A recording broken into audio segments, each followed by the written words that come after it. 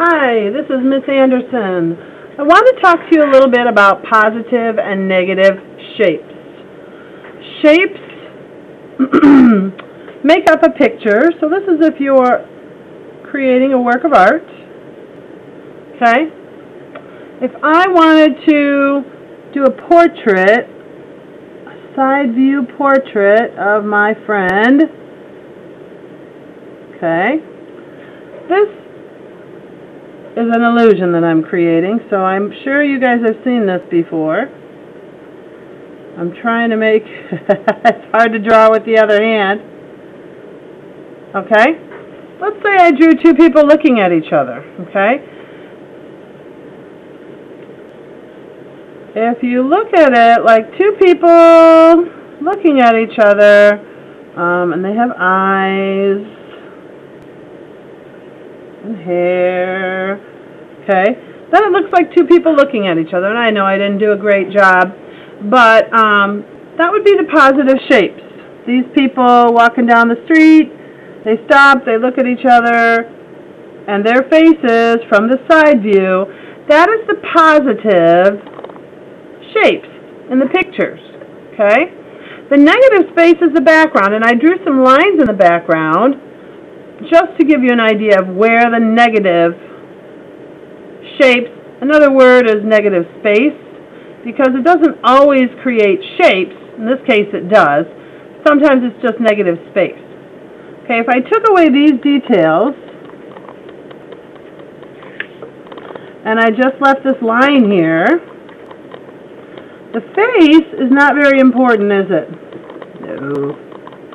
What becomes important now is these sort of disappear, and you have to stare at it or look at it closely, but your eye will sort of flip-flop the picture, and before you know it, you'll start looking at this vase. And it's a vase that could have flowers growing out of it, right? So do you see the vase now? Okay? So this particular drawing created an optical illusion, and your eye flips and goes back and forth between seeing two people looking at each other and seeing a vase that could have flowers in it. So this is what I'm talking about, positive and negative. At one point, the people were the positive, they were the most important thing, and then when we took them away, the vase became the most important thing. So I just want you to understand that shapes can be positive and they can be negative. Positive is usually the subject of your picture. And for the project that we're going to be doing today, we're going to use something that you find in the house all the time. We're going to use a magazine, and I have lots of magazines, and so you're going to go through the magazine, and they have lots of pictures of people in them. You could use a picture of people. I found this particular picture of a lady in the bathtub that I think is pretty interesting. All you can see is her face. Okay, and then you could do food pictures. This would be kind of funny to have this spoon with this Chex Mix. So what you'll do when you find a picture you like, and I think maybe I'll do, maybe I will do the lady in the soap. Okay, this lady's in the bathtub. I like this picture. So what I'm going to do is carefully tear out the whole page. One hand grabs the page itself. One hand kind of holds down the magazine, so when I pull on this paper, it tears out. Okay? That keeps my magazine from having a lot of raggedy pages in it. So once you find the picture that you want and you tear it out, you can put the magazine to the side for a minute. You want to use your scissors to go around the picture. Cut it out very carefully. You don't want to leave any of the background, because this is going to be the positive space, or I'm sorry, the positive shape in my picture. Is this lady with her eyes closed, having a great time in the bathtub. Okay? And I want to leave some of those bubbles on the picture at the bottom. But for the most part, I'm cutting her out neatly. I'm going to put my scraps in the garbage. Okay? So then I'm going to use my paper and I'm going to figure out, how do I want this lady on my paper? Do I want her to go this way? Do I want her to go this way, like she's falling? She could be upside down. Not my favorite. Or I could put her right there. Okay? And then I'm going to turn this picture over. I'm going to use some regular glue. Open it up. Squeeze it a little so you make sure your glue is coming out and it's open. Also makes a funny breathing sound. I'm going to turn my glue upside down. I'm going to squeeze out a little dot and drag it around the magazine picture, around the edge. Okay? As I'm squeezing, I'm forming that line. Then you want to close your glue. Now I'm going to flip my lady over and put her where I decided I liked her to go. And I liked her to go right here. I didn't put any glue on the middle part of the picture because if I did, she would be all wrinkled up, and I don't really want my picture to look like that. So the next thing I need to decide is, how am I going to decorate the negative or the negative space or shape? So just to show you, I have all this white negative space or shapes. And it is one big shape, right? Kind of like a U shape upside down. How am I going to color that in? And I like to use humor when I create art, so I think it's kind of funny, right? So we see this lady in the bathtub, and could she be somewhere else other than the bathtub? Sure she could. She could be, I don't know, where could she be? She could be at the beach. So, in the background of my picture, maybe I'm going to draw a line here where I'm going to have the water. And I'm just using crayon. You have a lot of different choices about how you can do your picture. Notice I'm going back and forth with my crayon. Now I'm going back and I'm sweeping the edges, making sure the edges got colored in. I'm going to go back over my big part again, this time in a different direction. I'm not pressing super hard, but because I'm going back and forth over this more than once, here I'm going to sweep the edge over here. I know that I'm going to cover all the white because I'm going over it 3 or 4 times. Okay?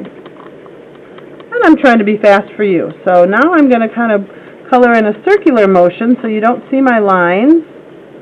And I'm coloring in all the white as best as I can. And I'm coloring right up to this picture, okay? So this is our water. I think it would be kind of fun to have a sunset on the water. I'll get my crayons out here. And I like to do my sunsets with all different colors. So I'm going to go ahead and do a slice of a sun, setting over the water, putting some colors onto the water. And I'm going to go from orange, I'm going to add a little yellow. I'm going to add some yellow to the water so it looks like a reflection. It's starting to look like our wonderful lady friend here is laying on the beach somewhere close to the water. And I'm just going to get kind of goofy with these colors here. I'm going to add a little pink. Okay. I'm having fun. I'm not worrying about what's right and what's wrong. Okay. I'm adding a little pink to the water because it's a reflection. All right. Maybe my sky. Maybe it's night. Well, the sun is setting. It's going to be kind of dark. Oh, that's not dark enough. So I'm going to add some blue to my sky.